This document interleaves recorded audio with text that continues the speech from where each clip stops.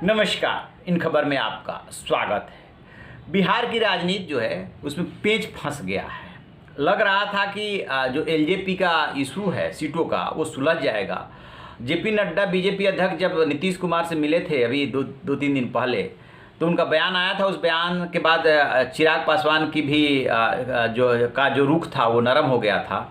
लेकिन इसी बीच में क्या हुआ कि फिर उन्होंने प्रधानमंत्री को चिट्ठी लिखी और मंगलवार को जो है वो जेपी नड्डा से मिले और इसमें उन्होंने सलाह दे डाली कि बीजेपी को जो है जेडीयू से ज़्यादा सीटों पर लड़ना चाहिए, यानी कि बड़े भाई की भूमिका में बीजेपी आए बिहार में। वो इसलिए बीजेपी के लिए अभी संभव नहीं है क्योंकि वो ऐलान कर चुके हैं कि नीतीश कुमार के नेतृत्व में वो चुनाव लड़ेगी। तो बात यहाँ पे फंस गई है कि एक तरफ बीजेपी और एलजेपी हो गई और दूसरी तरफ हम और जेडीयू हो गई, क्योंकि जेडीयू के नेता केसी त्यागी बोल चुके हैं कि एलजेपी से तो हमारा समझौता है नहीं, हमारा बीजेपी से समझौता है। ठीक यही बात लगभग बेशक बीजेपी ना बोले कि हमको लेकर के नीतीश कुमार आए हैं, बीजेपी नहीं लेकर के आई है। तो ये बात चल रही है कि दोनों में सीटों का बंटवारा होगा, दोनों अपने अपने कोटे से इन दोनों को सीटें देंगी, यानी कि हमको देगा जेडीयू और एलजेपी को देगा बीजेपी। हमको लेकर के नीतीश कुमार को कोई दिक्कत नहीं है कि वो पाँच सात सीटों से शुरू करेंगे, 8 सीटों पे ले जाकर 8 से 10 सीटों पे ले जाकर के उनको निपटा देंगे। एलजेपी को लेकर दिक्कत है क्योंकि एलजेपी जो है पिछली बार आप बात करें जब वो ये नहीं थे तो 40 के आसपास सीटों पे चुनाव लड़ी थी। अब वो बीजेपी के लिए संभव ही नहीं है, क्योंकि यदि नीतीश कुमार से बंटवारे में 50% भी सीट मिलती है या 50% से थोड़ा सा कम मिलता है तो वो इतनी सीटें एलजेपी को दे ही नहीं सकती।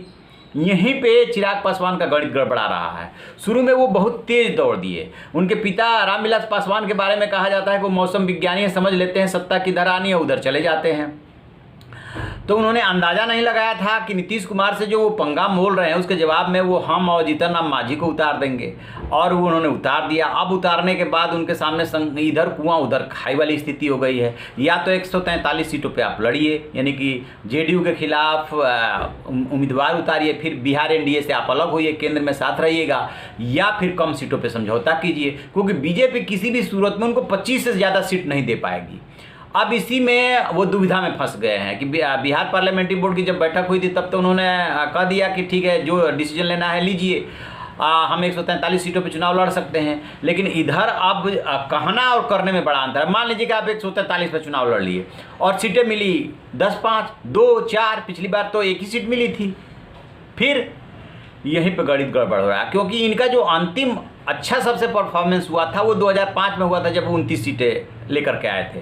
लेकिन कुछ दिनों बाद वहाँ पे हंग की स्थिति हो गई, कुछ दिनों बाद चुनाव हुआ तो फिर इनकी सीटें घट करके 10 हो गई थी। तो अकेले दम पे चिराग पासवान के लिए युवा बिहारी या बिहार फर्स्ट ये सब कहना अभी आसान है, उसके लिए रोड मैप बनाना मुश्किल है। वो अभी इनको बनाना पड़ेगा। तेज तर्रार हैं, चीज़ों को जानते समझते हैं, लेकिन लंबे रेस का घोड़ा बनने के लिए अभी बहुत मेहनत करने की और वहाँ के ग्राउंड रियलिटी को समझने की ज़रूरत है। अब देखते हैं चिराग पासवान इधर कुआं उधर खाई वाली स्थिति से कैसे निकलते हैं, क्योंकि बीजेपी से सीटों के बंटवारे में सीटें कम मिलनी है। फिर आप या तो अलग होइए तो फिर हारने का डर है कि कितनी सीटें हम ला पाएंगे। जो इज्जत बची हुई है वो भी पता चला कि इज्जत नहीं बची। और यदि साथ में आएंगे तो बीजेपी को अपने कोटे से देना है तो वो 20-25 सीट से ज़्यादा किसी भी सूरत में नहीं दे पाएगी।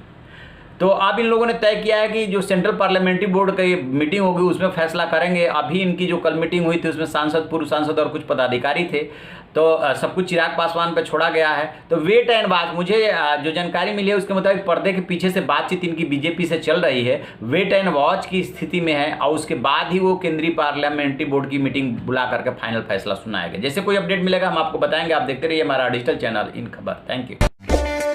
इन खबर चैनल को सब्सक्राइब करें और